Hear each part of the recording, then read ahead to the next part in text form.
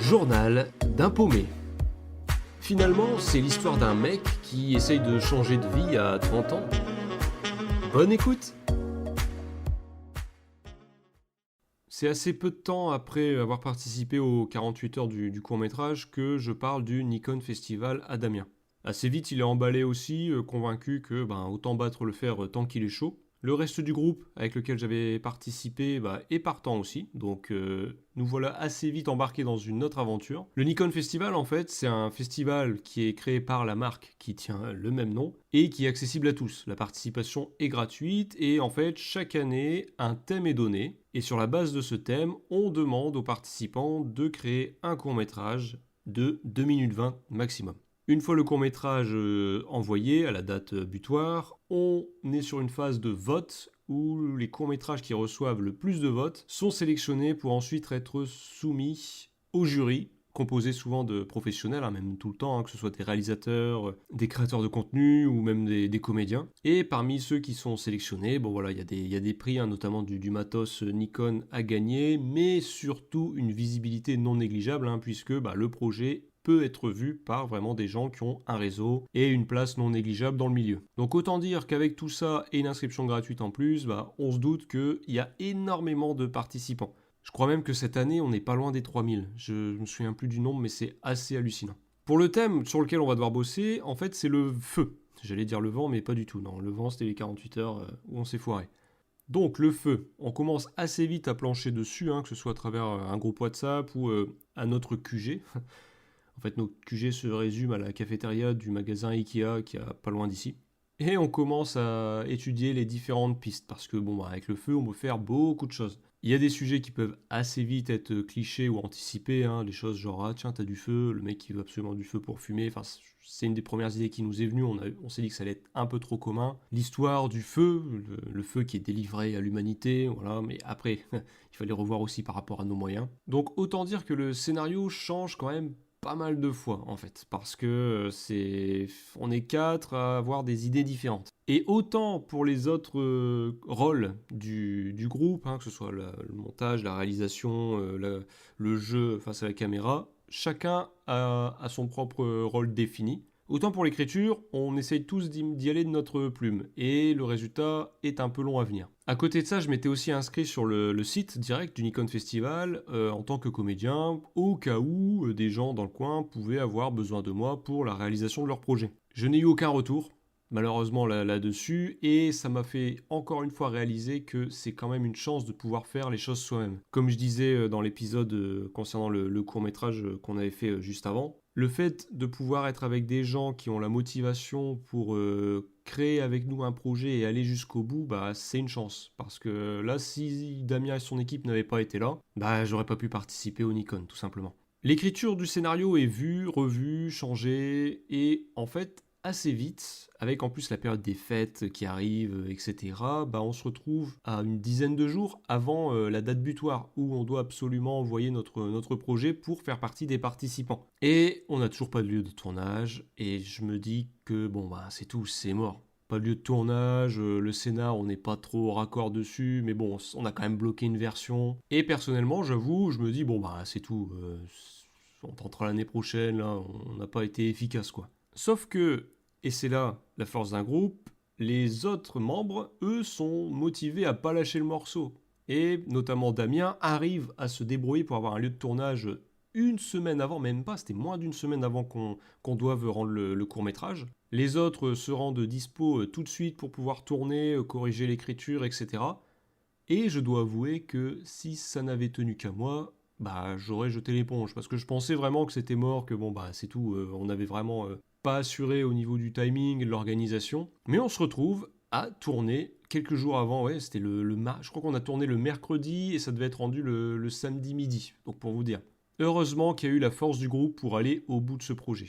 C'est vrai que je parle assez peu de tout ça en plus en général, mais c'est une force d'avoir un petit groupe, un groupe tout court, parce que c'est le genre de projet où on peut vite être seul, quoi. Quand tu recherches des projets audiovisuels ou postuler en tant que comédien, etc., le temps de créer des contacts, etc., t'es souvent seul chez toi à chercher des annonces, à postuler et à essayer de faire ton trou toi-même.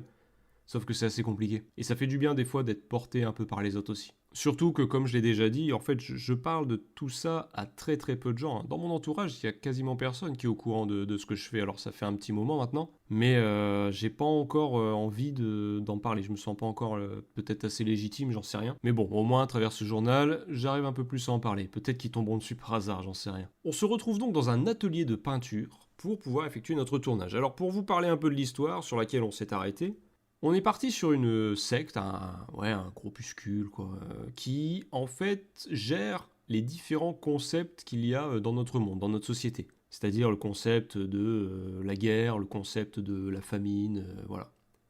Et ces concepts, en fait, sont tous symbolisés par des flammes respectives. Et lorsqu'une flamme s'allume, c'est le début d'un nouveau concept. Lorsqu'une flamme s'éteint, c'est la fin d'un certain concept. Voilà. Alors c'est vrai qu'expliquer ça en 2020, ça pouvait être compliqué. D'autant plus qu'on a fait arriver l'intelligence artificielle dans cette histoire de secte, où justement voilà, c'est une nouvelle flamme, mais elle paraît un peu trop autonome, et le groupe, qui est une belle équipe de bras cassés en réalité, se fait un peu berner par cette intelligence artificielle. Alors autant je trouve que l'histoire a quand même du potentiel, autant on sent quand même qu'on a fait ça un peu, pas à la va-vite non plus, mais voilà, il y a pas mal de choses peut-être où ça pêchait, notamment au niveau de l'écriture, parce que sur le rendu, on sent quand même que c'est pas clair. Alors c'est pas aussi incompréhensible que le court-métrage précédent, mais c'est pas non plus clair comme de l'eau de roche, hein. Enfin bref, on se retrouve du coup dans cet atelier de peinture un soir à tourner du coup. Je me souviens pour la flamme sacrée qu'on voulait faire apparaître sur la table, on avait acheté une coupe qu'on peut gagner en compétition locale ou j'en sais rien sur le Bon Coin. Sauf que la coupe, on l'avait eu pour 2 euros, autant dire qu'on l'en a eu pour notre argent, puisque à peine achetée, elle s'est pétée, mais bon, on a quand même réussi à mettre du feu dedans et avoir un rendu pas trop dégueu. Au niveau des costumes, heureusement que ça se passe dans une scène plutôt sombre parce qu'en fait on a des genres de couvertures noires, des plaines noires pour faire comme si on avait nos tenues de membres de secte, quoi, avec des genres de capuches. Ça fait peut-être un peu cheap, mais l'obscurité nous permet d'arrondir un peu à ce niveau-là. On fait notre tournage, derrière il y a Damien et un autre copain du groupe qui se mettent à fond dans le montage, etc. Encore une fois, au niveau de la réalisation, c'est plutôt pas mal, hein, même. Enfin, je suis vraiment, moi, perso, content du résultat. Ça fait vraiment... c'est très propre au niveau du son, du montage et tout. La qualité de l'image est vraiment au rendez-vous. Mais on retombe encore sur le même défaut, c'est-à-dire un script, un scénario difficilement compréhensible. Et le souci qui est relevé assez vite, c'est que on était dans l'écriture tous les 4. Et en fait, pour imager ça, c'est comme si face à nous, il y avait une feuille blanche, et il fallait faire un dessin. Sauf que pour le dessin, chacun commençait un dessin dans son coin, sur la feuille, en espérant que l'association des 4 dessins allait donner quelque chose de potable. Sauf que non, le résultat est pas là, on s'en rend compte. Et j'avoue que ça me titille un peu, parce que j'aime beaucoup écrire.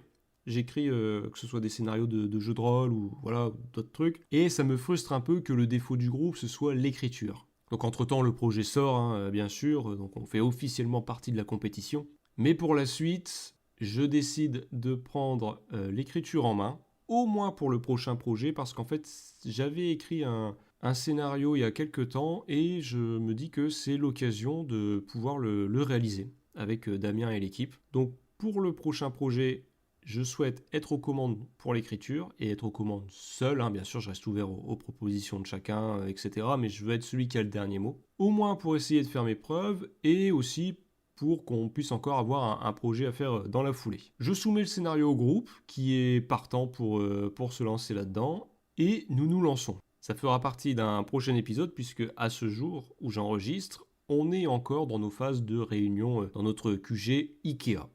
Allez, à très vite. Journal d'un paumé, raconté par le paumé en question.